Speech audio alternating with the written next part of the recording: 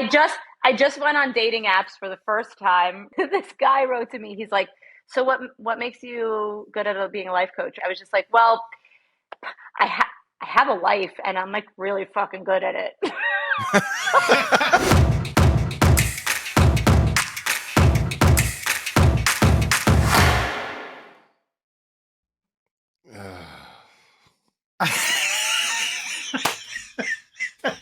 So, I knew this was going to be an experiment right here.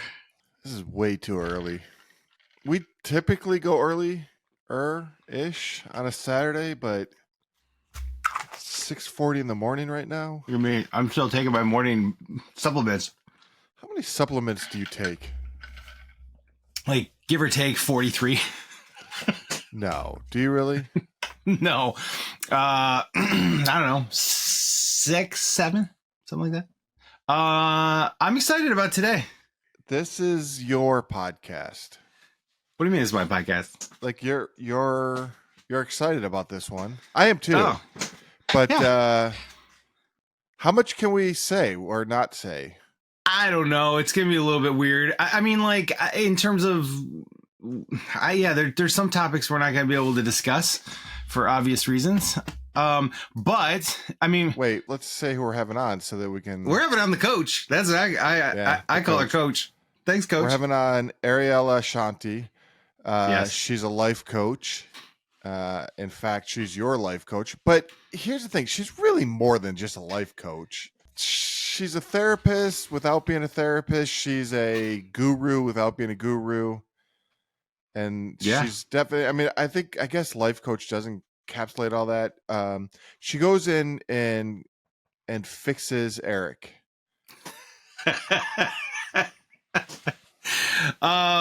Yeah, it's I've really enjoyed my last, I know that has been like a month, just over a month or whatever that, we've been talking and chatting about stuff, just with things going on in my life and trying to,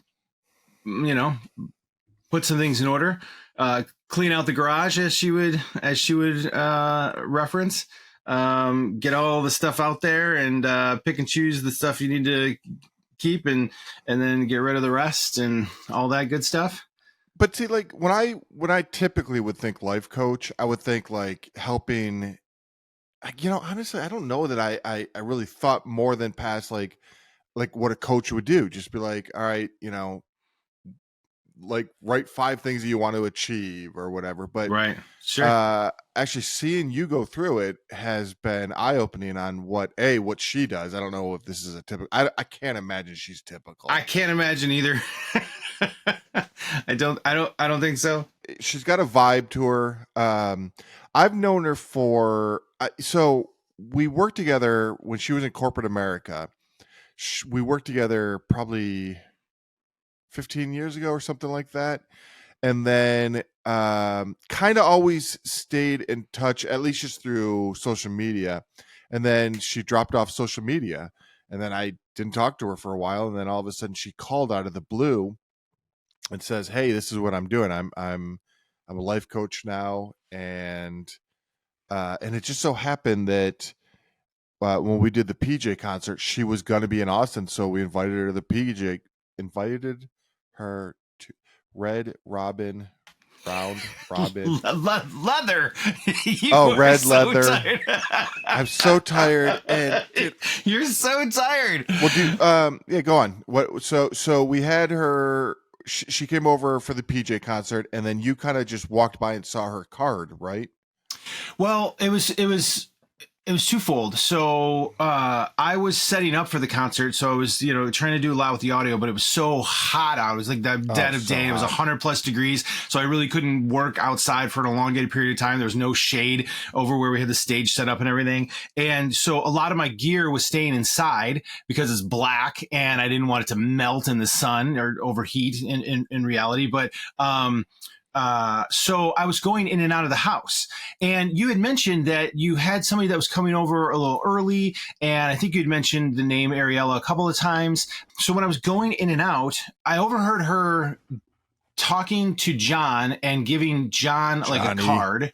Yeah, and giving John a business card. And she quite literally in the moment just said something like, well, I'm a life coach, but I bring a lot of other things to the table. And she starts like listing these things like, about like that she does and she brings to the table, that kind of differentiates her from others. And in my head, I went, God, just last week, Carrie and I talked about like maybe I should get a life coach. Like there's just been a lot of things that I've been having difficulty with and, struggling with and whatever. And she was like, maybe a life coach should be a good thing. I was like, yeah, I'm game. I'm like, oh, I got nothing to lose. Like, let's give it a go. And Carrie and I kind of agreed that would be a good idea. And then all of a sudden, here's Ariella literally right in front of me, like while whenever and like talking about stuff. And I was like, this feels kind of like the universe giving me a little bit of a nudge to say, hey, this is a good idea. And then so I just went over and found her business card that she'd given to John. It was sitting on the counter, and I took a couple of pictures, took a picture of the front and back, and and then just went on my way about trying to prep for the concert and everything. But then when we got done and you and I were talking, I was like, I think I should call Ariella, like and just see if she's available or whatever, however, see how that goes. So we did, and it's been going awesome. What I like about her, there's a lot of things. One is when you and I were talking about having her on, I think there's some of our people that have listened to us, I think they could actually really benefit from her because she's not like one of these. Of course. It's not like she'll listen to you and be like, well, how does that make you feel? Like, it's not that. It's one of these things where if I told you, oh, I have a life coach for you, you're going to be like, fine, whatever. But it's another thing when you hear her talk and I think people will get to see it. And I think we should just do a session. You and her, we're just flies on the wall. Oh, I like how you went to the two of us. Yeah, exactly. Yeah, just you two, and I'll just comment he's lying there, Ariella. He's lying. So two things is one, Ariella has never actually hung out with you and I to actually see that dynamic. Like, so she was there after the concert, but there were a lot of people and it wasn't really you and I interacting. So she's never been around the two of us interacting the way we actually do, which it'll be interesting to see how, if any of that plays out. But the thing I was getting to, let's see. Sorry, I just got an error. The thing I was getting to about wanting to try and hurry up and get all my stuff in while I have time with her is I've also never got her story. I haven't heard her whole side. Yeah. So everything that listeners are going to get to hear today, about is going to be all new to me. And I struggled with that. And I told her that when I'm talking about stuff and I'm trying to really try and work through stuff, because that's why we're there. And always like in the back of my head, I'm like, God, this feels so one-sided. I'm not talking, I'm not asking her questions. We're not having conversation. So it's that weird balance. So that today I get to try and help resolve a little bit. Yeah, and it's interesting because she's been through it. Like, you'll hear, she's going to tell her story about why she chose this profession at this moment in life. She's been through it. And what's great about that is, like, if you go to a trainer that's fit and stuff and you see someone that had a before and after picture, they know the struggle of trying to get that weight off, as opposed to someone that's been fit their whole life and this is just their habit. Like, I think breaking the habit is such a hard thing, especially at this age in our life. So for someone like her, I mean, she's definitely younger than us, but she's been through it. She had a great career. She had multiple great careers and just gave it up, which is, don't spoil it. Let's let her tell it. What? Did you already let her in? Not yet. Ebb and flow. Here we go. Hey. Hi. How are you? I'm great. How are you? Did you hear Rick's comment? Because it's totally true. I didn't hear it. These damn AirPods. What happened? You look way too good for it to be this early. I woke up like this? Lies. We start with lies. I'm not trying at all. Don't worry. Yeah. First of all, welcome to the show. We're actually talking about, we think that this should be the first episode of season 2 because the people who listen need a lot of help. If they're listening to us, something's wrong with them. and full endorsement from my side. Well, number 1, let's go. Only way to go up from here is up. We're going to start.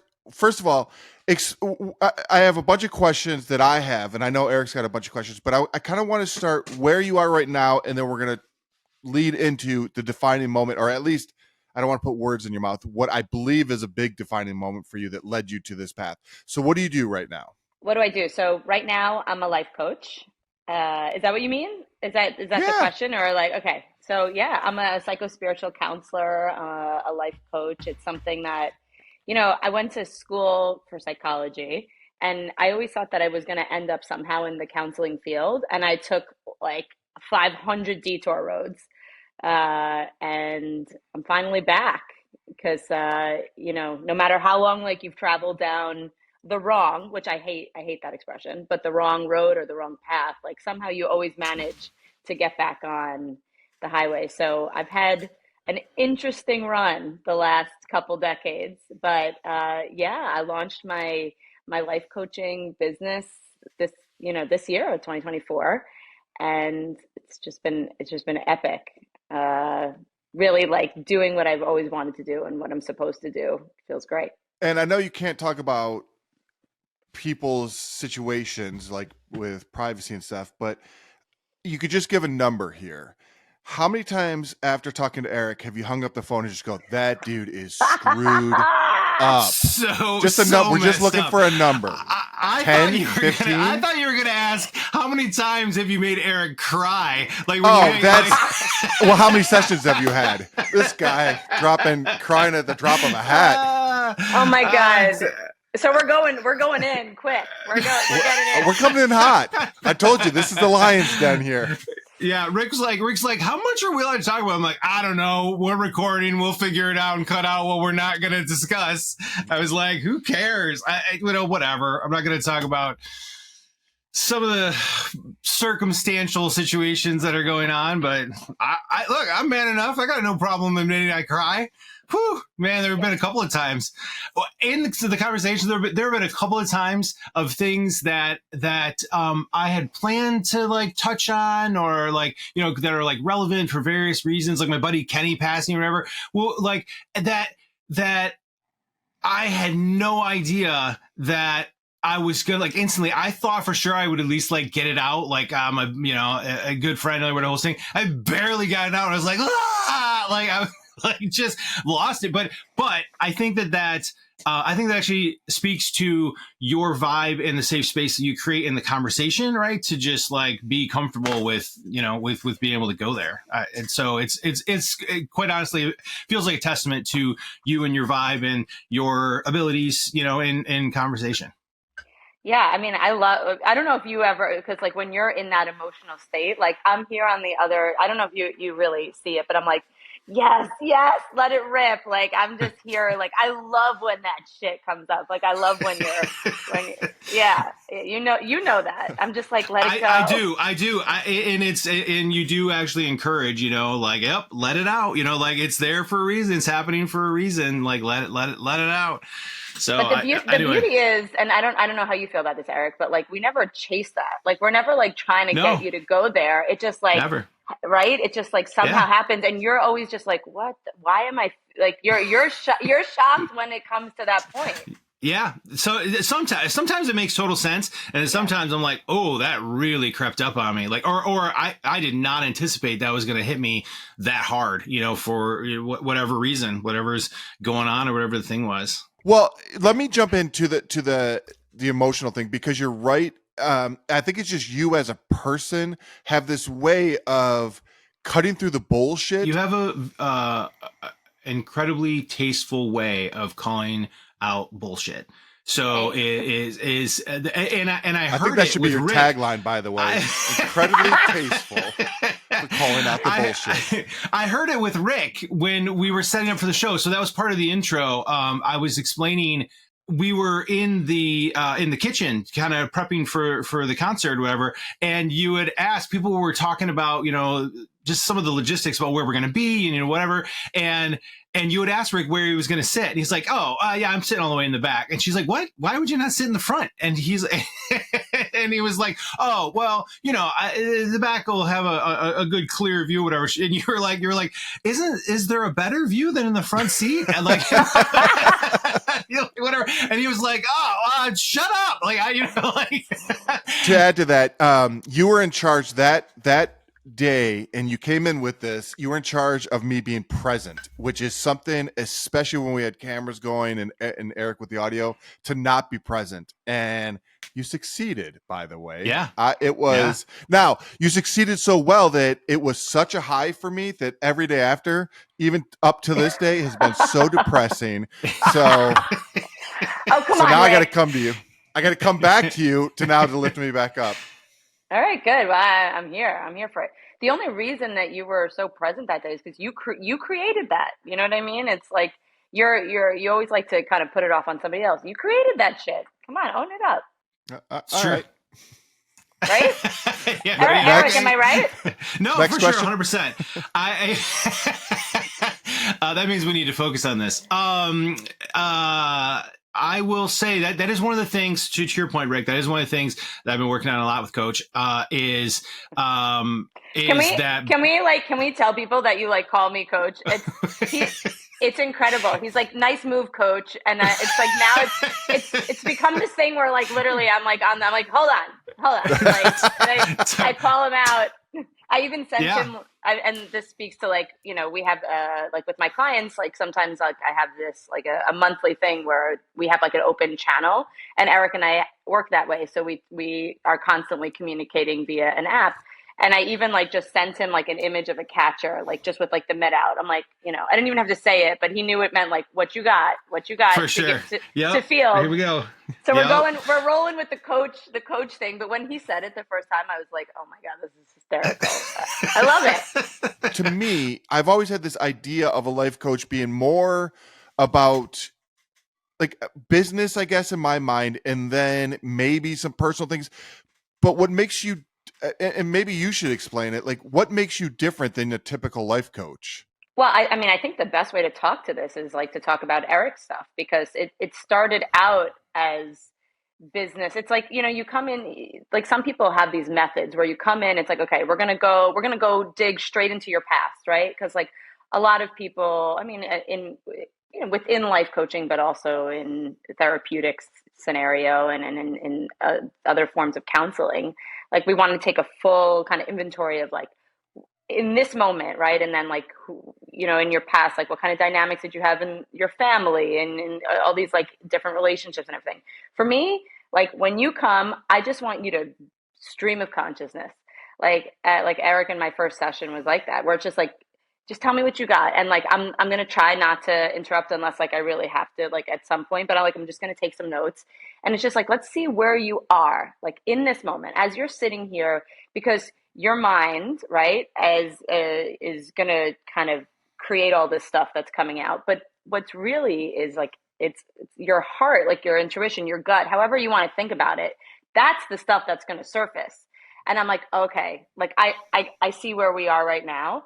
And it's co-created, because the person, you know, my client comes in and it's like, okay, I think that I really want to talk about my work because that's present. But then we realized, ooh, like as we're talking about this, we're peeling back some layers, and there's some things about sense of worthiness, or there's something about like, you know, you don't think that it's how you don't actually want this job. It's something deeper that you're searching for, or whatever it is. But what I love, and what how Eric and I described it was like just a spring cleaning, right? Like we're just like, let's empty out the garage. Let's see what's there. We know that like the big thing that you want to move first is like your career piece, but like there's a whole bunch of other stuff behind there, and let's just take it as it comes. So like while I have like an organizational structure in my mind sometimes of how I want things to go, I throw it out every session and just let it unfold. You and I have talked about the 100-pound backpack, right? It's Yeah. just you're carrying around all of this stuff in this backpack. What do you need? Right. And I think that is so important to just take stock of it. Now, it's one of those things where Eric and I both have these kind of logical minds where it's like, okay, well, I'm just going to pull what I need, you know, but you don't even know what you need. Like as logical as we are, you know, we can't see what we think we need. Eric, logical? I know, right? Yeah, this guy. But it was interesting to see you helping Eric.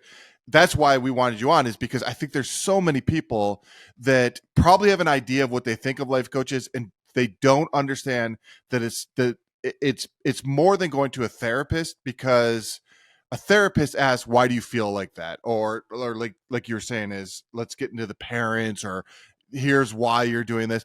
That's Right. not really what you do, or at least how I've seen it work. It's more like you're saying, and I'm doing a lot of talking for you, by the way, so I'm gonna let you talk, I promise. But I love listening to you talk. no, it's one of these things where I'm seeing it, and I could pull it into my life, because some of it's universal, but then I know how Eric thinks and works and stuff like that, that I can apply it to, oh, it's working for Eric, let me try that. Does that make any sense? Yeah, totally. And what I like, and what I love of, and something just to, I guess, add to that is that it doesn't have to be hard. Like Right. there's this notion that like it has to be painful, like you have to like dig, like oh, this is like I don't want to open this because I don't want to deal with the garage because I've got such boxes of stuff that like I know it's there, but I don't want to deal with it. But my whole approach is like it's not that hard. And like the fact that you're even showing up here, like we could do a lot together and it gets to be light. Like for me, levity is the whole thing. Like, and that's just like the part of me that I bring into it. It's like we could banter. It gets to be funny because guess what? Your light, like your life gets to be what you want to make it. So like we could sit here and we could be emotional, but then we could also laugh and we can deal with the hard stuff and the joyful stuff all in the same because they are one. Everything's one, and it's simple. And like Rick, when you were speaking about it, I'm just like, yeah, like I want people to feel like they can do it. They have access to it, and it gets to be a fun process, you know? So two things. Yeah.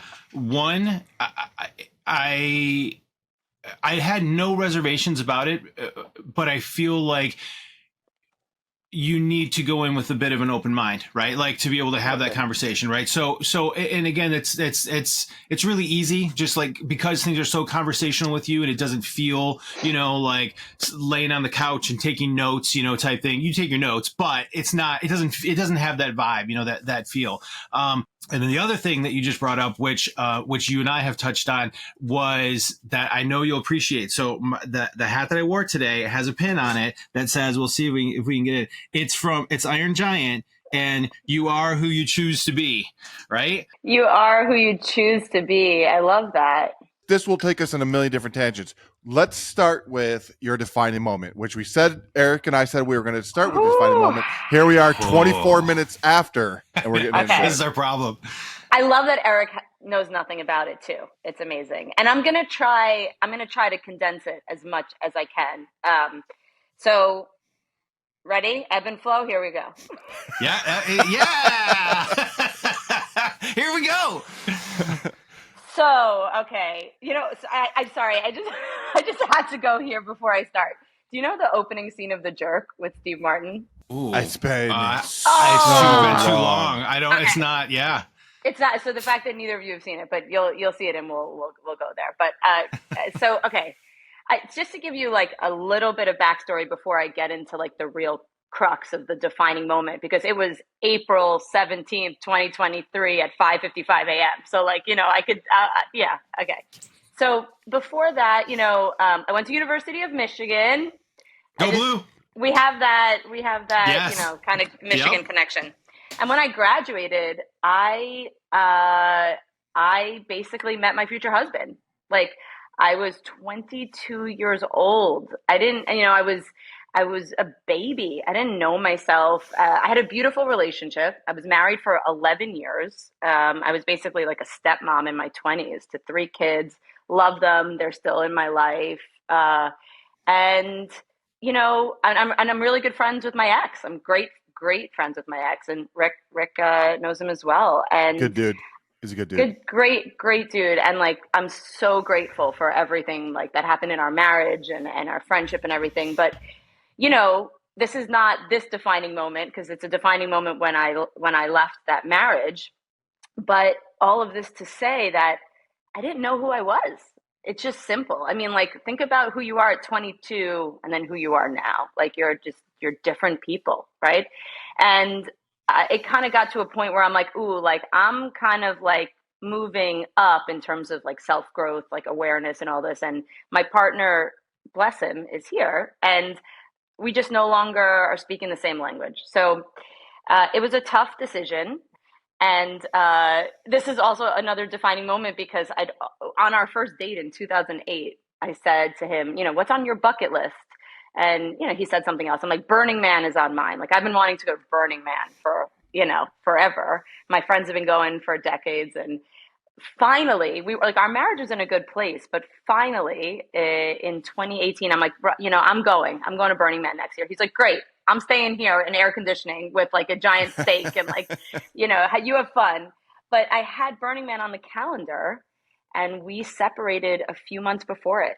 So like I had this like incredible, journey into self and externally, the way that, it all happened. You would think that was my defining moment. It wasn't. So, I came back from Burning Man, like, okay, great. Like strong, independent woman. Like I switched jobs. I got myself an apartment and I'm like, I'm just going to like, just create my reality. And then 3 months into that reality, COVID hit, which was actually for me, I needed that pause because I never had processed the divorce really.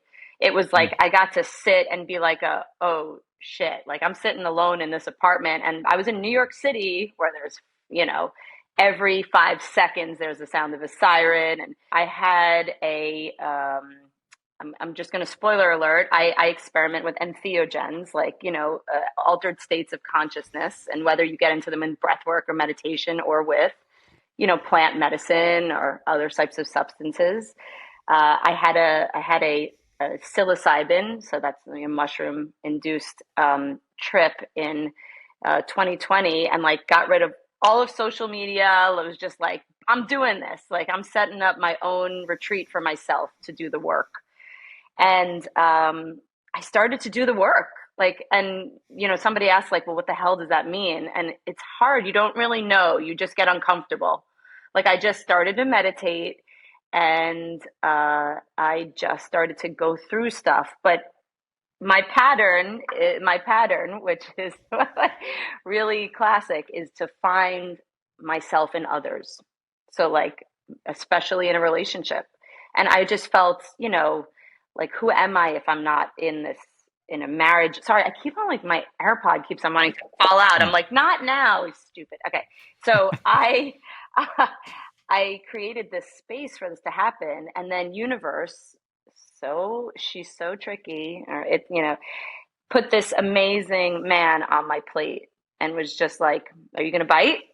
And I did. I wasn't ready. Like I had so much healing to do on my own. I had so much work to do on my own, but the prospect of being out of discomfort, out of pain, being out of loneliness and the time of COVID and everything was greater than my desire to really do the work. So we're approaching the defining moment.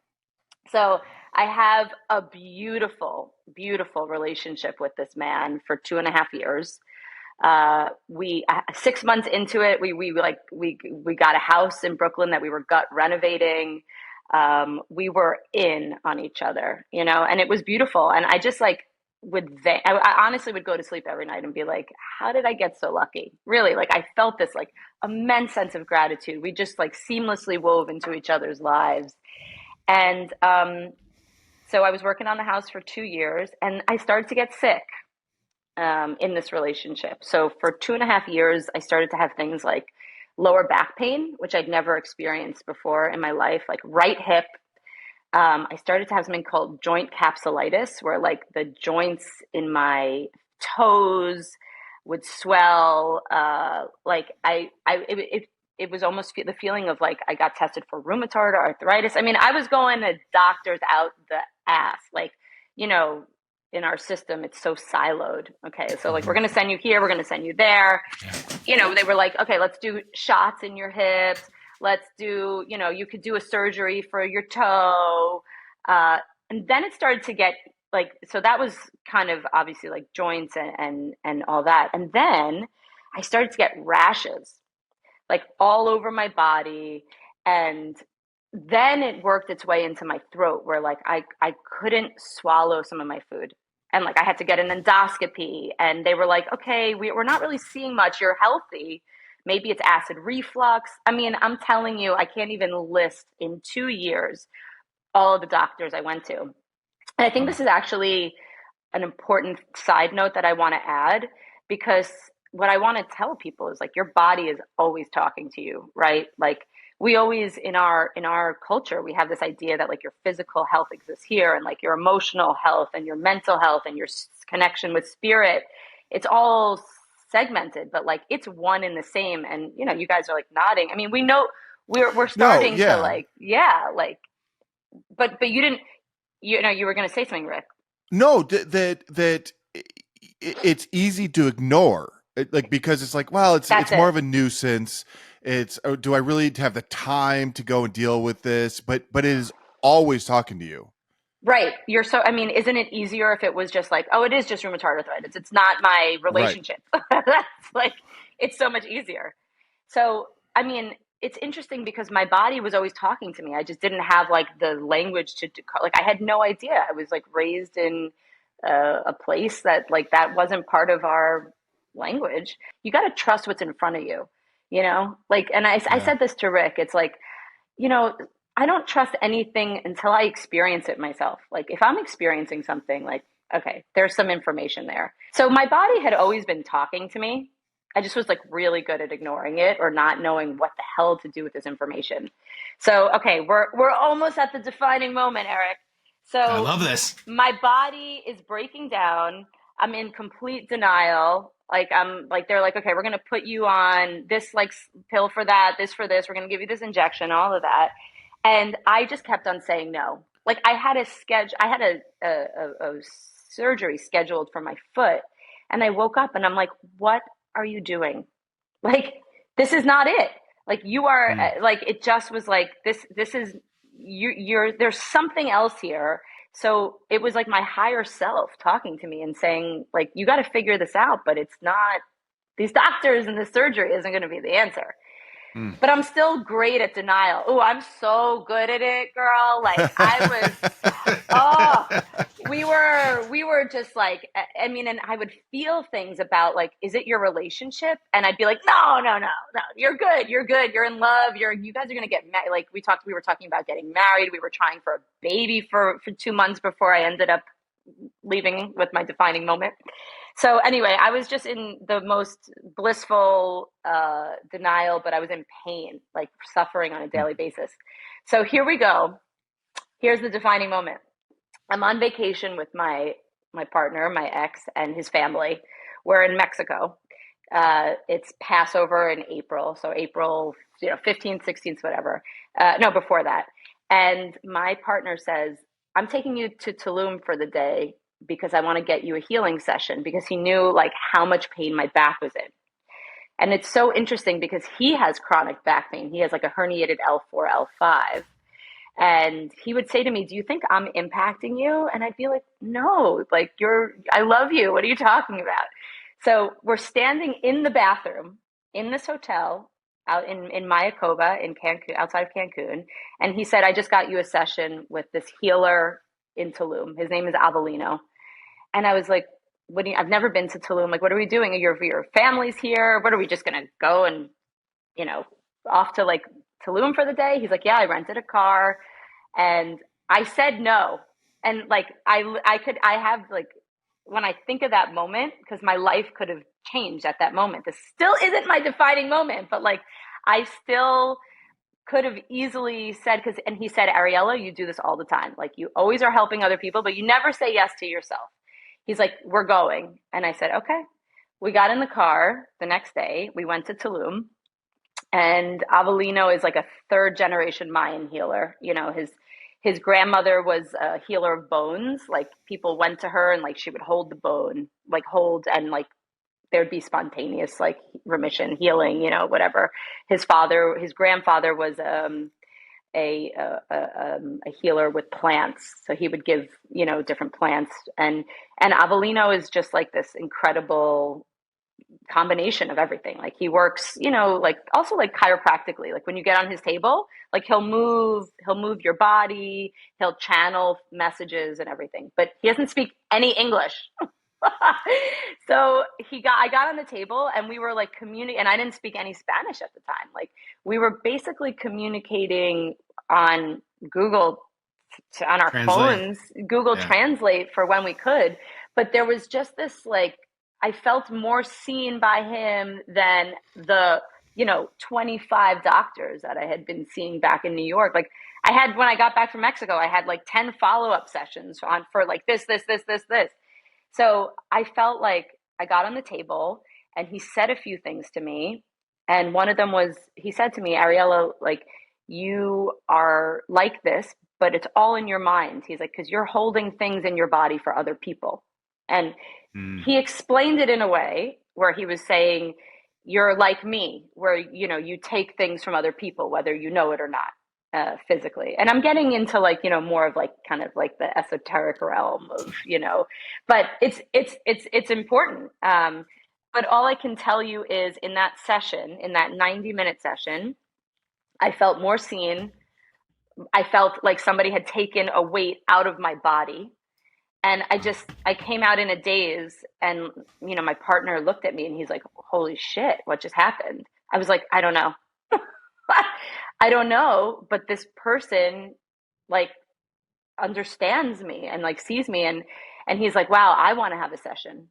So he reached out to Avellino and said, can I come? And he said, well, I have one more session tomorrow before I leave for Oaxaca for this conference. So by the way, this is all in Spanish. We had to like copy and paste everything to like understand what he was saying. So my partner went.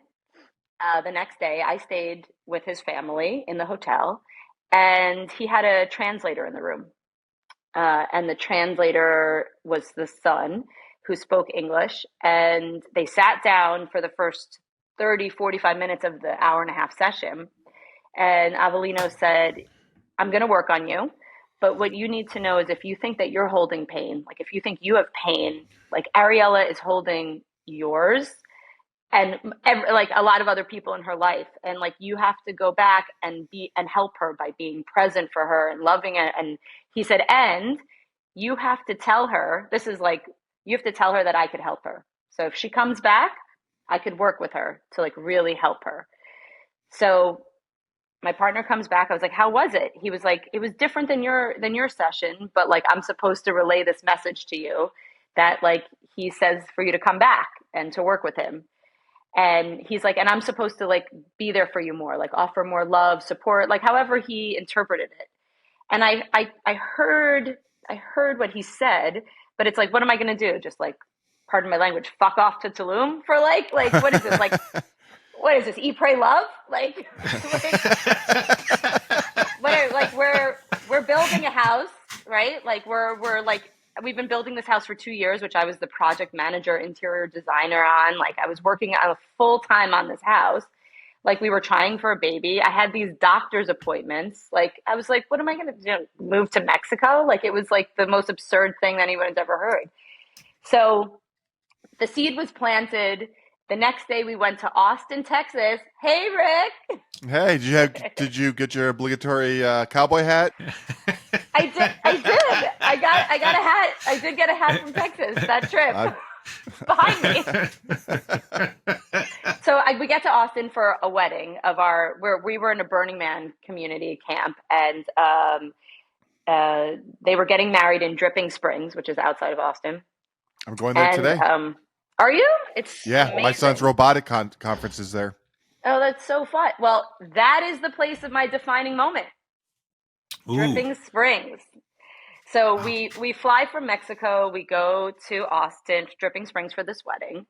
And honestly, guys, I could not have told you at that time. I was not into astrology. Like I knew my sign was Cancer. I didn't know that there was like a rising, a moon, like a this. I didn't know that like this planet was transiting this, which meant that I had no idea. I was like, I'm a girl from New York. We don't even see the moon. Like we don't know what it is. It's like a giant spotlight. Like I don't know.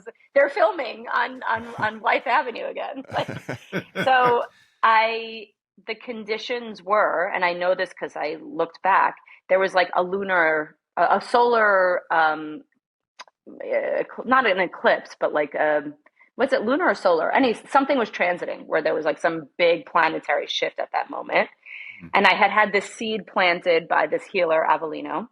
And we were dancing with, do you guys know those like sensory deprivation headphones? Like what you're using, but like you can do like Yeah. your friend could be DJing and it's not because there was a sound ordinance in Dripping Springs. So like there couldn't be Mm-hmm. loudspeakers. So we all Mm-hmm. had these amazing headphones and we had two of our friends DJing and you could toggle between the two of them and you're just Wow. dancing, and we're dancing like under the stars and, spoiler alert, I had taken a little bit of something that altered my state of consciousness, but I think it's time out. It's very important to address this that like uh it is not that I was in an altered state. I was allowing things to come through. And like we can talk more about entheogens and all this, but like for me, I've used them as medicine where it allows something that is already there to come through. So it doesn't create some alternate thing, right? So what I'm like building up is I was in the prime conditions for something to happen, right? Mm. I was open, my heart was open on this substance. I was like in under the stars in this cosmic shift. A healer from Mexico told me that he sees me, and I felt like for the first time in my life, I felt understood by somebody. Mm. And it happened right around sunrise because we were dancing until sunrise. I looked around and I saw my partner and I saw where I was, and it was just this moment of the veil dropping. And I call it a spiritual awakening because it's exactly what it was, where I understood in like a split second that I wasn't living my life, like that I was participating in some other life. And it was beautiful. And I loved my partner and I loved this life that I was living and the one that I was going back to, but that it was killing me. And that was how the message came in. It was just like, this is not, you need to look at this. This is not your life. And let me tell you something. That was hard. I was fighting it. Like it was just like, well, no, what is my, like, what are you talking about? Like, it was like this Yeah. friction, right? Yeah. And I was just like, well, what the hell does that mean? And, some people say that like they hear things like a voice and it was a little bit like that. And the voice was just like to me, go back to Tulum. Like I had never ever experienced, and like I like to do altered states. Like I've gone deep before in them. I had never experienced anything like this, and I was Mm. like, go back to Tulum, okay? Like, and this voice was just like, you don't know where your life is going to be in a day, in a week, in a month, in a year, but you know that you got to go back there. And I was like, Wow. well, what about my job? They're like, they're like, it doesn't matter. Like, you'll figure it out. I'm like, well, what about my family and my friends? It's like, nah, doesn't matter. Like, what about your partner? What about this? And it's just like, just go, just go. So I talk about this next part, as if it's like a movie, right? And I like you guys can identify with this. It's like, these movies where there's this like moment where like something is happening in slow motion or it's like it freeze frames. And I always think about like West Side Story where like Tony sees Mm-hmm. Maria and like I felt like I saw me for the first time. Or like, Wow. where there's like a launch, like a mission like Apollo 13 and it's like, the astronauts are like all suited up and it's like 3, 2, and like literally my clock stopped at 2 and I was just like I pulled my partner over and I said, I don't know what any of this means, but like I'm going back to Tulum tomorrow. I'm not going to New York with you. He's like, what the fuck are you talking about? I was like, also, for 1 year, he told me that he was going to propose. He was like, I just want to get you a beautiful ring. But like every time, it's just like, he just wasn't doing it. And I said to him, also, I don't think it's an accident that you haven't proposed yet. I don't think it's an accident I haven't gotten pregnant these 2 months. Like, I don't know what, but like I need to go and like dig into my health, everything. Like there's something. And he was just like, you can't talk to me about this now. I'm high. I'm like, yeah, I'm high too. But like, this is exact. But it's real. It's happening. We're talking. Every other time we've been high, you've been like, I want you to be the mother of my child, and I love you, and I want to get married. I was like, so we're having this conversation right now. And I mean, now looking back, like I'm definitely more compassionate because I'm as subtle as like an atom bomb. I come in hard, and I'm just like, we're talking about this now. Like there's no place to escape. So anyway, I gave it was honestly like that clock going down 3, 2, 1. I gave him like one last opportunity to say something, and he just looked at me with these blank eyes, and he's like, I don't know what to say. I was like, that's fine. I'm gonna put these headphones back on, and I'm gonna go out and dance. I said, I love you, and we'll figure it out. And put my hands on his like lap. I put my headphones back on, and I got back onto the dance floor. I don't know if you know this about me, Eric or Rick, but like I love to dance. Like I love to express, as Will Ferrell said, to express myself through the art of dance. I got back out there, and everything started to unveil from there. So this still is the defining moment. Like it lasted quite some time because here's the secret. When you say yes to the unknown, when you say yes to something that's uncomfortable and you don't know the implication that it's going to have, but you just have made a decision and you're going with it, universe is like, bam, girl, like we got you. And it just started to open up. And like the little room that I made inside for whatever was coming became like the size of the whole universe. Like that's how I could describe it. It's I started to like just receive these messages that like everything was going to be okay, and that like I just like my body started feeling better that moment. And there's more to this story because like I kind of moved off to a corner and I sat down, this damn airport, and I felt my spine like clicking on each vertebrae. Wow. And I just felt this like unleashing, like this like skin peeling off of me. And it was it was like a birth death cycle. So I could go more into that moment because it was just this like sheer ecstatic moment of saying yes to the future me, the possibility that I didn't know what it was.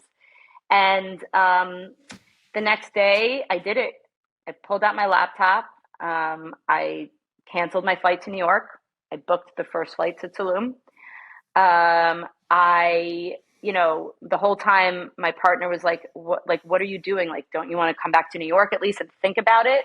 I was like, no, I don't. I don't want to think about it. There's nothing to think about. In fact, if I go back there, I think I'm going to lose some of this essence of like whatever's happening and like whatever I'm experiencing. And love him, like he was scared, and he said it again, like, are you sure you want to do it? And me being me, I was just like, yes, and if you ask me one more time, this is going to be challenging for us. Like I never once yelled at him ever, and never could I. But then he asked me a third time, and I said, I'm done. I'm going to stay with my friend. I can't be in your fear, because like my clarity is like so on right now, and your fear is coming in, and I understand, but I don't want to be in fear. Like I need to go.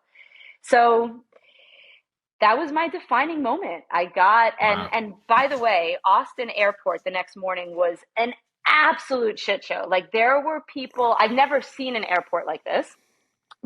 Security line went outside of the terminal, like people outside, and I've never seen so much anxiety. Like everyone was screaming, like, I'm going to miss, and it was this.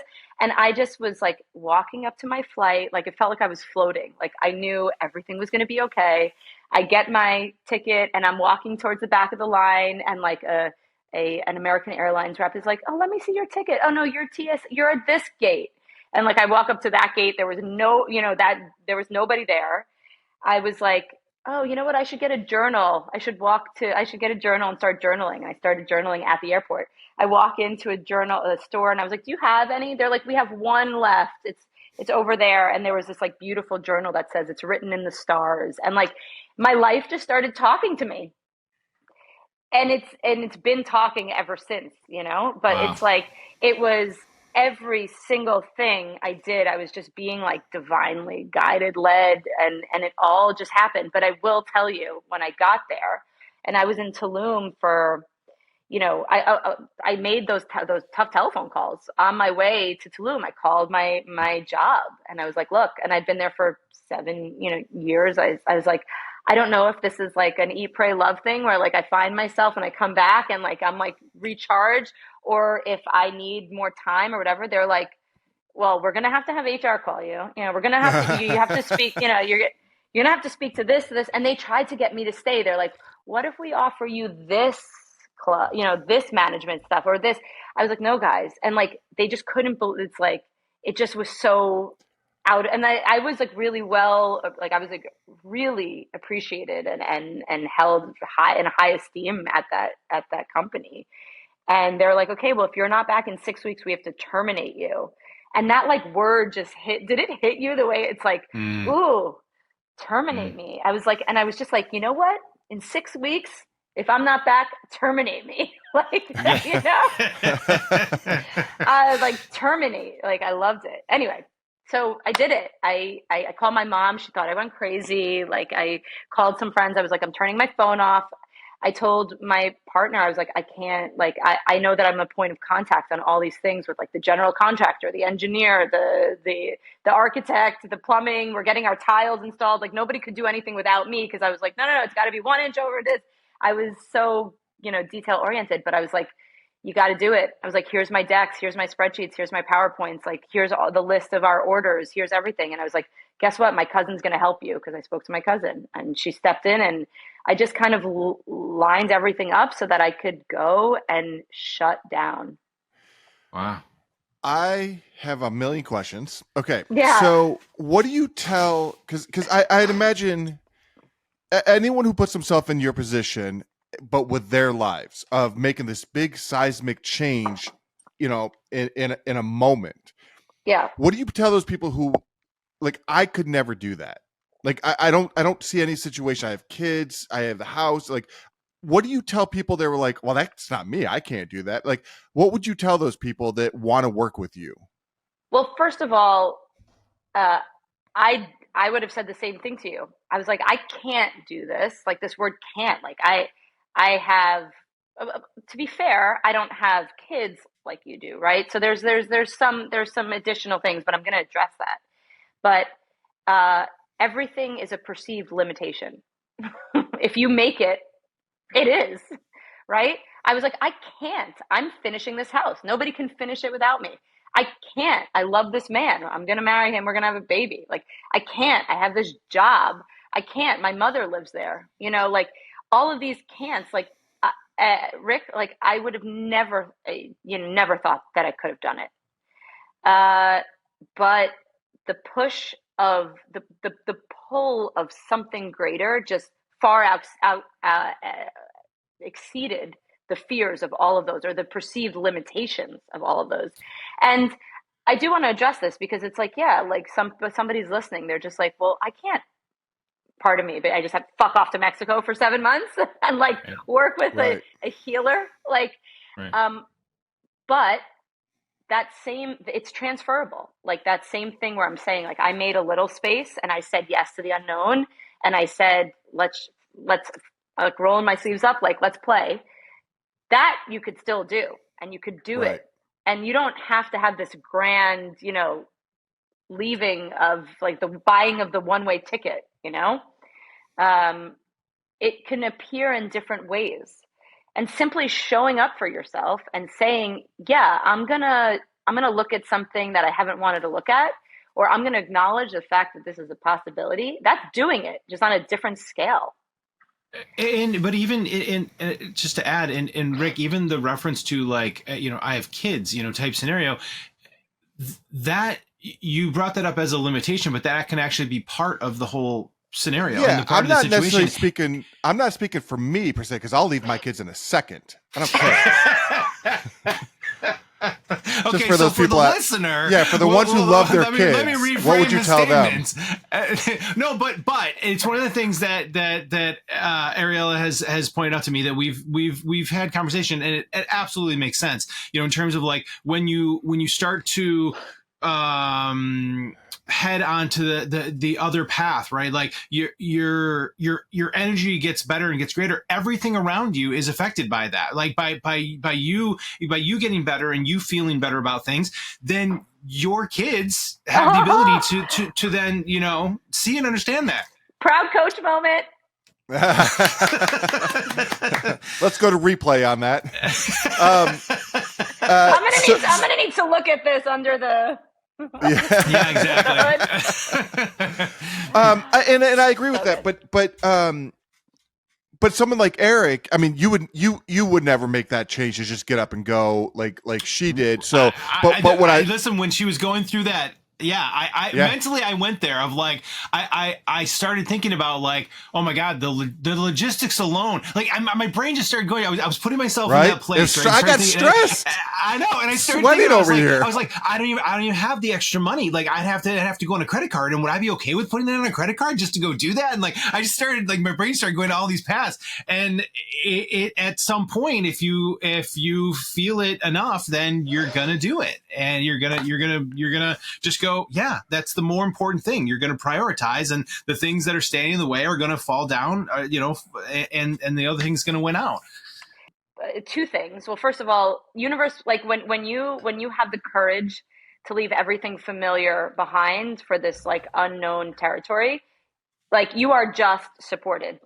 Like I know that some people will have trouble with that because it's like, well, what about this, but that's still being tethered to this over here. You're not untethering. Like when you untether and just have full faith, full trust, and you just like walk in, like you are held. And you know, Rick said to you, like, do you think you could do that? But like Eric is doing it.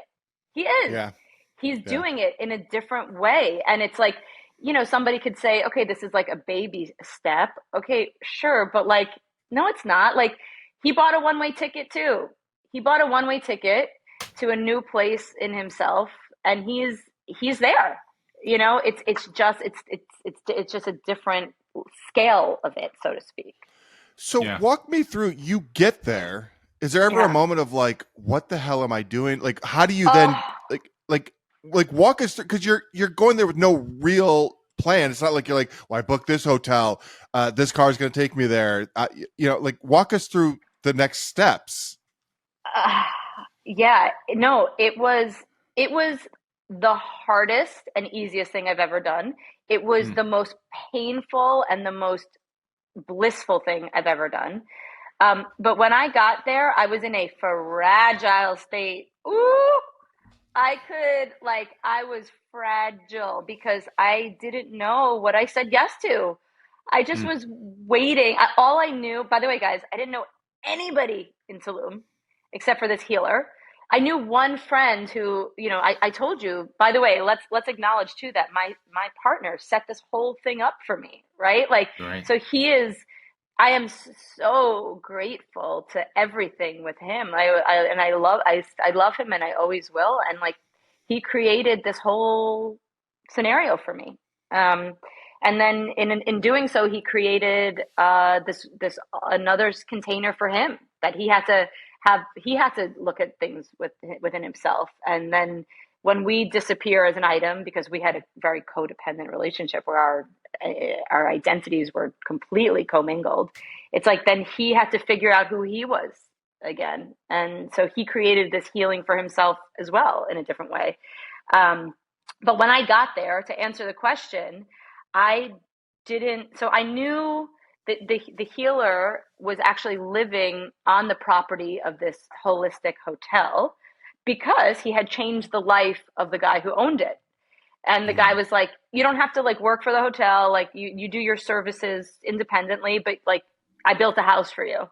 So when I was like, I'm going down there, by the way, an important thing is my defining moment, how I label it at 5:55 a.m. when it was like just about sunrise, is because I messaged him and I didn't have his number. I had to ask my partner. I was like, "What's his number?" And I translated into Spanish and I said, you know, I understand. Basically, I said, I understand. If the offer still stands, this I would love to come down and work with you. By the way, this is Ariella. Do you remember me? Details. I'm the gringo who spoke not a word of Spanish. We had one session, I saw, like, I put my phone down for like an hour, and then I went to get my phone, and as I picked it up, the dots were there. Like, like one of these moments where it's like I picked it up at the moment that I was led to pick it up, and he was writing to me in that moment. And he said, I've been waiting for your message and I'm here, and you tell me whenever your flight is. And I said, okay, I'm going to stay at the hotel that when I booked my flight, I told him, I said, I'm going to stay at that hotel. And you guys, I stayed at that hotel for, before I got my apartment, like a month and a half. They gave me like a friends and family rate because I started to, like, I was like the local, like I just did everything there. Like I didn't feel strong enough to leave the hotel for 3 weeks. And by that I meant like go out into the streets. Like I was just so open, so cracked open, so scared, to answer your question. So scared. I left everything behind. I had no idea what my reality was going to look like. And, at times I was so low that I just would be crying alone in my room, like wondering what I did. Like I would literally, like, that battle with the mind where it was just like, you are so stupid. Like you had an amazing job. You had the most beautiful, loving relationship. You were building your dream home. By the way, 2 years, it was my dream home. I picked every finish, and I left that home behind. Like I had friends call me and be like, what are you doing? Like people thought that I actually had lost my mind. Like people thought that I was mentally unstable. Yeah. And to be honest, when you look at it from like a distance, like, for sure, it seemed that way. Yeah. So I just, Rick, I just said yes to whatever it is that I didn't know. I did work with him, but it wasn't like every day. He actually would leave for like weeks at a time to travel the world and talk about Mayan cosmology. And like, he's, kind of big, but he would always check in with me, he'd call me. And when I'd come back, he'd give me a session that would like knock me out for 2 days. Like I just was like, literally, I made this nest for myself, and I was just a baby bird in the nest, like getting my strength back.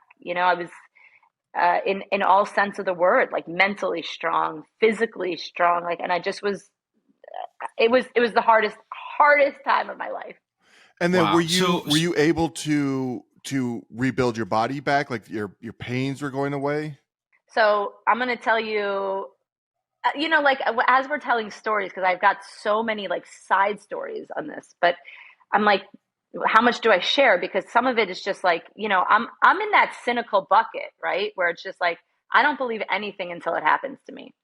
But before I left, I had shots in my foot. I had a hydrocortisone shot into an area in my right foot. And within a few weeks of being there, I had a blister open up on the top of my foot where that shot was. And it started to like heal. Like I'm telling you, like I had the shot months prior, like nothing was like, and I still looked at it and I was like, I must have had a bug bite there. You know what I mean? Like there's this mystery of like the way that the body heals when you are when you are prime, when you are ready for it, like, and when conditions are right. And so, I mean, literally, like I had this like blister open up on my foot, and my toe was better after that. Like my back started to get better. I started to do yoga every single day, and I was building a stronger body. I was building a stronger mind, the connection between it. But like, I think that was a real period of faith Like, what do you believe? Like, because like Eric said, you create your reality, like the power of your beliefs, the power of your thoughts. Like, I didn't even know any of this. Like, I didn't, by this time, like I'd been in like the spiritual world a little bit, but not where spirituality and science intersect, which is just a whole field that's just blossoming right now. And it's incredible. Like, we have research to back all this stuff now. It's Mm-hmm. like the most exciting thing ever. But yeah, I mean, I was blown away experientially, like what I was experiencing, like just in my personal story. So I think that one of the things Rick alluded to this. I don't remember if it was in the intro or after we got on with you, but one of the things you just expressed right there about having that battle in your mind about like, what did I just do? Like what, the struggle of going through that touches one on one of the things that you said about like, I have to go through it to believe it. Right. But I think that, and to Rick's point from before but I think that's what makes you really, one of the pieces that makes you really good at what you do and working with others, because you've been through it. So and you know what can the actually fear speak. feels like.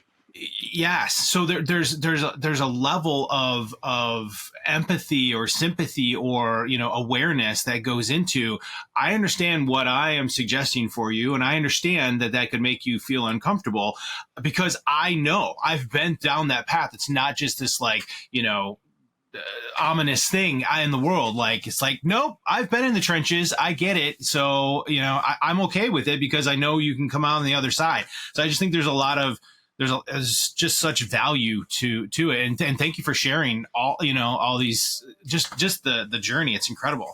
It's really funny. I have to like say something that's like, self-deprecating or a little funny at this point. But I just went on dating apps for the first time, really. Oh, good. It says like, what's your profession? And it's life coach. And by the way, I just look at it as like fun, right? Like nothing's come of it yet, and just like, whatever, let's just see. Like, again, it's like, I just trust that if I'm meant to meet somebody on it, fine. But I know that that's not going to happen. But this guy wrote to me, he's like, so what makes you good at being a life coach? Or like, how did you get into that? Whatever. And I just wrote, like, I was just like, well, I have a life and I'm like really fucking good at it. And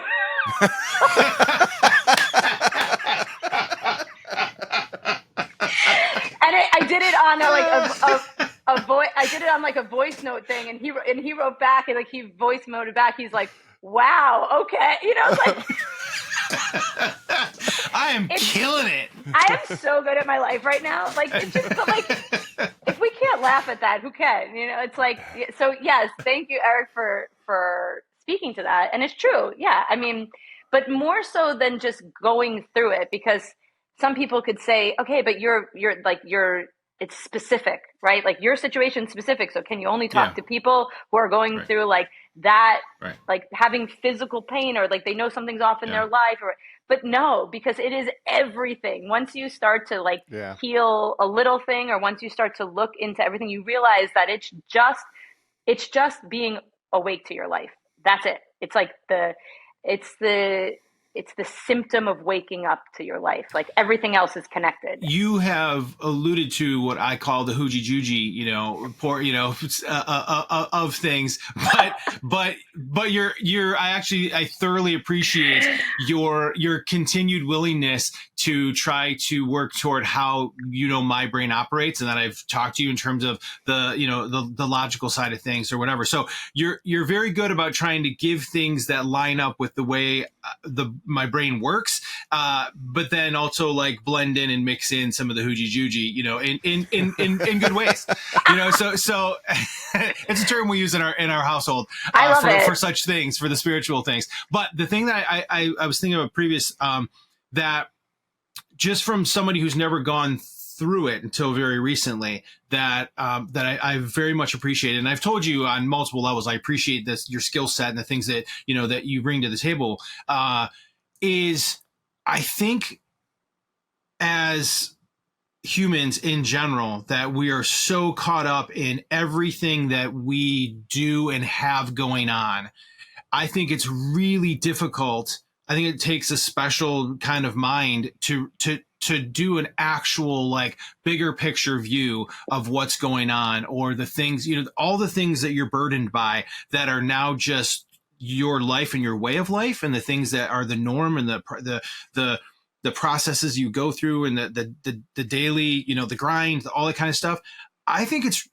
Personally, I think it's really difficult to try and take a bigger view, like a bigger picture of things when you're in the middle of it. And especially when it's like, it's a particularly difficult time, right? And you just feel like you're just trying to get through it. Like, I just got to get through the day to day.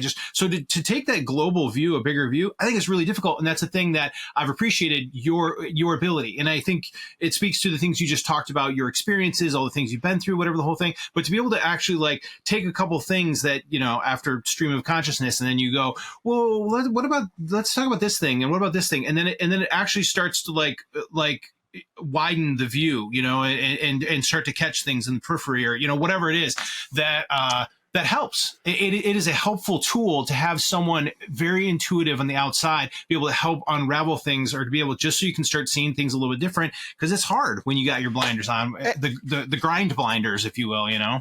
To that, like, it's interesting, as you were talking about that, Eric, is like, I was pretty stressed this week. Take 6 years ago, any given Tuesday, I'd have probably been stressed then too, right? So like, but I couldn't tell you what I was stressed about then. So there is this like, we're in it right now, but does it really matter? Like, is this what you're going to think about 6 years from now? If you stress yourself out all the time, or if you're always like, I got to get this done, I just got to make it through this, you'll make it through, and then you have something else you got to make it through. Then you have something else.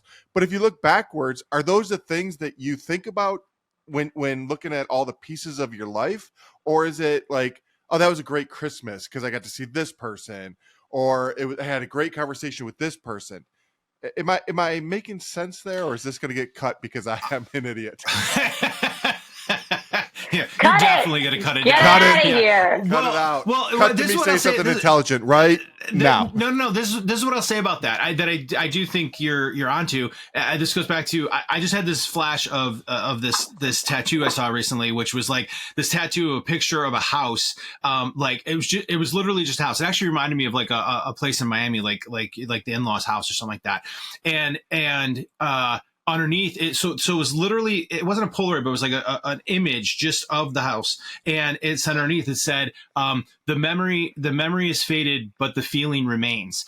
And I think what you're talking about there, of like the feeling, I think you're going to remember that you felt really stressed during that time, more so than you're going to remember the specific things you were trying to do and get done during that time, because that just got replaced by the other things. So it's kind of to your point, if you can figure out how to replace that, so the stress it's not a stressful thing, and it is more about the replacing that, I think you're going to remember the better feeling that's associated with getting through your own crap. Also, I don't know if this answers your rambling question, Rick.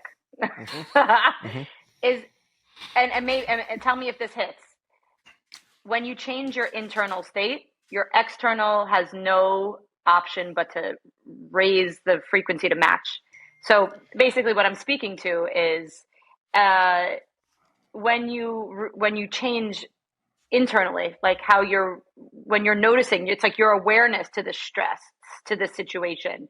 It's not the situation anymore. It's just your awareness. So when you start to shift internally, your external things shift immediately. There's a period of time, like, and Eric's doing it, where like he'll catch himself. He'll be like, oh, like that's like, I'm thinking whatever it is that we're doing at that time. It's just like, five steps ahead. I'm living 5 steps ahead. That's actually, that probably won't even happen, or or whatever it is. But like once you train your internal reality, your external reality matches it. Here's what I don't like about that answer.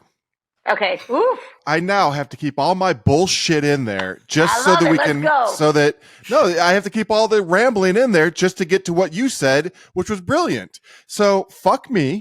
That's number one. Like, so for the record, I have asked Rick on numerous occasions now, when are you actually going to man up and actually start talking to Ariella for real? We do. Right? We do. Eric's right. Eric's right. It's not Wait, wait, enough. wait. Not enough. Before we get there, in all honesty, before we get there, can we close a couple loops that are open? Yeah. Let's close So loops. you go to Tulum. He's so right? good. You're so good at that. You're so No, good at that. I know. But you left some open loops. So you Okay, go let's do it. there. Let's do it. You go there. When do you decide to come back? How do you take what you did there, bring it back? What does your life look like when you come back? So I was terminated.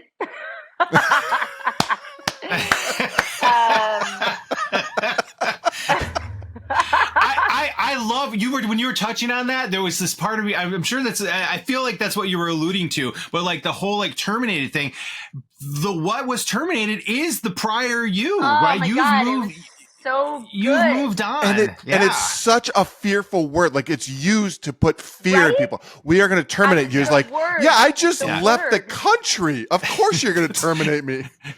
That's what exterminators do to rodents. Yeah. I know. Like and by the way, guys, I was like by myself for like, many months, like, and I had a lot of fun with like, I'm being I was like, there was like Arnold Schwarzenegger was there. It was like terminating me. I was like, you can't terminate me. I terminated myself, Yeah.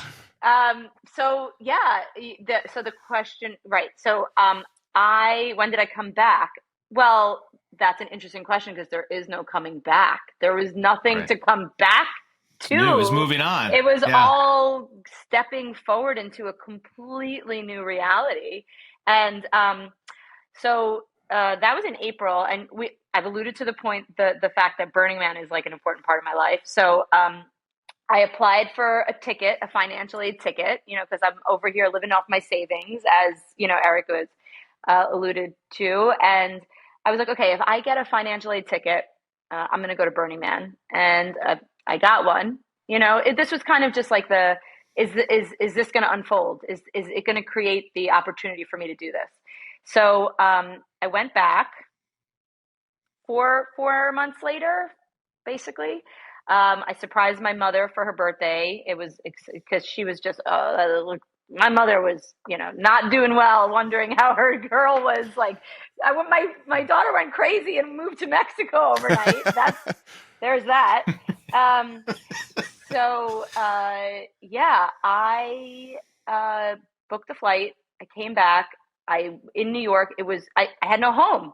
By the way, while I was in Mexico, my mother and her boyfriend, who are both in their 70s, moved me out of my house with my partner. I never touched any of. I thought about going back because I'm like I was a control freak where I needed to like pack everything and see what I had and get rid of stuff. But it was a new me. My mom was like, "Well, do you want me to just do it?" I'm like, "Yeah, I don't care." Wow. Yeah. Wow. I mean, there were some logistics to work through with my ex. Like he was using we had one car which belonged to me. He was using the car. Like we were moving into this house. Like all of those things. But Eric, you alluded to this. It's like my logical brain. It all just worked out. It was all just like it's and guess what? None of that stuff means anything anyway. It's all just stuff, right? Yeah. Like the important thing I had was me and my journal and my mother and like so. I came back, and coming back to New York was tough. So I went to Brooklyn for the first time, and I walked in the neighborhood that I'd lived in for years, and I avoided the street of the house that I was building. Like I could not walk by it. I couldn't see it. And I just felt totally lost. Like all of my, my friends, like people were like tiptoeing around me. Like my first time I came back, people sat down, they're like, "How are you?" And I was like, and then as I started talking, people were like, "Holy shit, like you're not good. You're great." Great. Like, yeah. Like I looked different. Like I had this glow of doing the work. It wasn't just the sun in Mexico, I'll tell you. Like I just had this vitality that like seeped back into my body. And like I was healthy and people were just like, "Oh my God." Like I literally had people saying, "Tell me what you did." And this is where kind of like it was born, right? It was just like, help me. How do I do what you did without going to Mexico? Like, right? right? Yeah.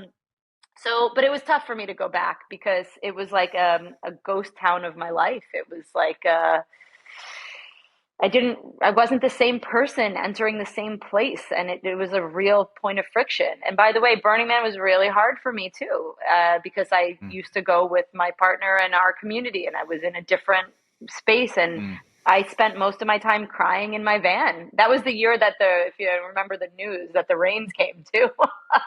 Ah. Literally and figuratively, I was in my van crying, and there was like rain and mud storms, like mud apocalypse. I was like, oh, this is perfect. So how apropos. So yeah, and then I went back to Tulum, and I got back, and I was just like, well, what am I doing here? I didn't fit there anymore either. Like there was just this like real churning of my spirit, my soul. It's just like, what does it look like now? Like where do I belong? Who am I? Like what? And I spent some more time in Tulum, which is, an interesting place.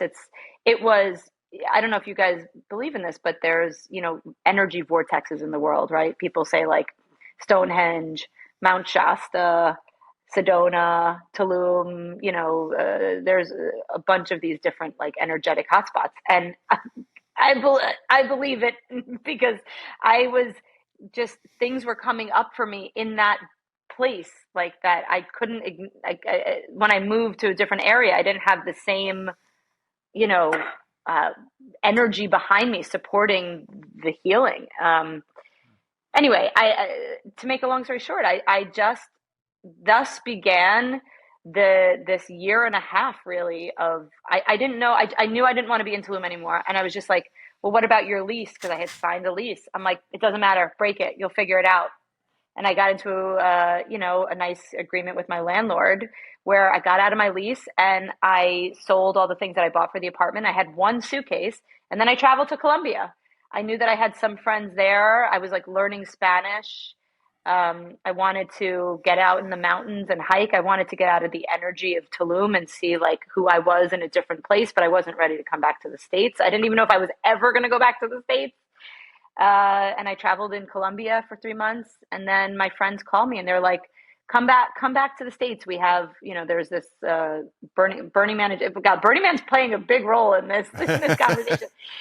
There was a Burning Man, like smaller one in Miami, and they're like, come back. And I was like, I don't know if I'm ready. And I sat with it, and something big in me was like, go.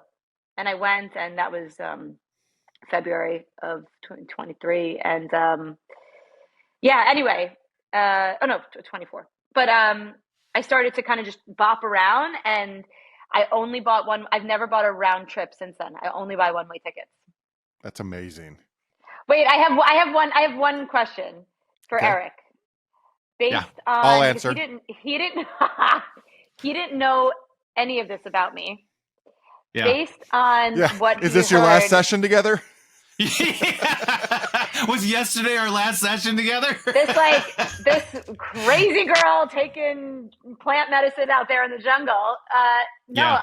I'm just curious, and like not, just your initial feeling, like based on our relationship, like in our, our sessions together and our time together, and then hearing my story. Yeah. What is yeah? What do you think? My let's see. Take your time. All of it to me is I don't want to say that in like a negative way. It feels completely irrelevant to me in the sense that you are who you are based on whatever that was to get you here, and I totally appreciate who you are and how you are now. So there's nothing about there's no there was absolutely there was no judgment along the way about any of that stuff, because I'm like, if that's the path that you took to get you to where you are, and I completely appreciate, right? So our interaction started at Rick's place. So from there forward, and then people's past and whatever there is what it is, and it's all about right here. So I don't. Isn't that a mic drop moment? That's literally a mic drop moment. That's literally what I want to get through to people, that it doesn't matter what happened before. Yeah. You're showing up Yeah. who you are now, and we get to work with what is in front, and it's just like you are not beholden. You are not chained to some version of yourself that you think you are. You get to be whoever you want to be. For sure. And I think we all have things, right? This is what this podcast is about, right? Defining moments in some way, shape, or form. And some are very small, and some are the veil being lifted in, you know, in the middle of a crazy scenario. I don't know. So I think everybody has their thing, and I think it's all great. It's all cool. And I appreciate it. The last thing I just want to say to people is like, it doesn't. Yeah, I know I've said this throughout the podcast, but it's you discovering you falling in love with you. It doesn't have to be as hard as everyone kind of makes it out to be. It doesn't have to take a lot of time. It doesn't have to take a lot of resources or money or your workshops and therapies or whatever. You get to decide see, Eric, we never even talk about that. You get to decide. You get to decide. You know, and I'm excited. I'm excited for people to wake up to the potential of their lives. Rick, are you listening? Because you've avoided 3 times now. Listen, I'm ready right now. I'm ready. I'm ready to dive into it. However, her phone is about to die, so we do have to. Interesting. It is a storage thing. It's a storage thing. Yeah. I would love to dive into my. Making up another excuse. My phone wants to terminate. It wants to terminate the session. All right, we're gonna let you go. Thank you for taking the time on a Saturday. This is so fun. It was fun. You're amazing. You are amazing. I love it. You're amazing, you guys. Okay. Yeah. Goodbye. Bye. She's great. She's great. You know, because a lot of times when we're listening or when the interview is going on, I'm like, all right, well, we could probably cut this or whatever. This is just gonna be a long one. I think there's a lot of useful information. I want her full story out there. I think it's great. That's a lot of great stuff. I agree. I mean, you'll figure out spots to whatever to trim, but you know, I agree. I enjoyed all of it. I enjoyed hearing about it. She's very eloquent. She's very educated. She's very, intuitive, about stuff. So I loved hearing the story. I mean, she's fun to be around too. She is great energy. Also talk about, from a defining moment standpoint, gave us the day, the time, she wins the award. If we ever have the Defined Award, you win it. Exactly. We should create an award for her. We've never had someone define it down to the minute of when it happened. But what's great is she was one of these people that did exactly what I set out to do, and I think you too set out to do on this podcast, is the moment after. The moment you go, my life has to change right now. That's a scary thing. And then, but when you look at it as a whole, you're like, oh, I couldn't do that. But like, because you're like, well, day one, I'm going to be scared. She tells you day one she was scared. She cried and she went through it. Yeah. Like, so I think that's so important. That aftermath, like the defining moment is what sets you off on that pace, but it's everything after that is what defines you as a person. The moment is very interesting, but yes, the effect of the moment is really what we're talking about, right? That's right. And how that's played in. So I loved it. I think it was awesome. I'm really glad. Yeah. I've literally, and I know I've told you this, and I've expressed that to her.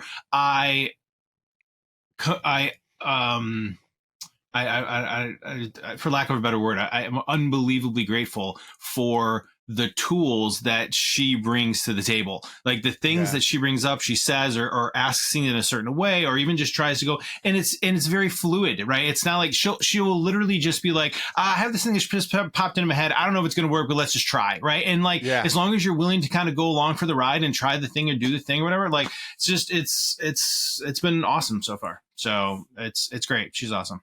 For people that are on the fence, just try it. Just try it. Like, for sure. Like, of all people who I didn't think this would have the effect that it did, you're proof, and that's why I wanted her to come on, because it's one thing like, oh, Eric's got a life coach, like, okay, but what does that mean? And she did a really good job explaining it and showing that she went through the shit to get to and come out on the other side such a good person. Agreed. Yeah. It's incredible. I just to your previous point, hearing her talk about like the mental internal struggle that she was having when she was doing the things of like her brain wanting to get back to the comfortable and the norm and the whatever, and you're crazy for whatever, is so relatable. Like Right. but it's difficult to take yourself and go outside of that a little bit to go, 100%. I'm actually thinking about this, like that this is happening. It's interesting. So it is. Yeah, it's awesome. So yes, do it. Yeah, do it. All right. Link in the bio. Yeah, we'll throw up the link a lot through this, but cool. Is that it? Are we done?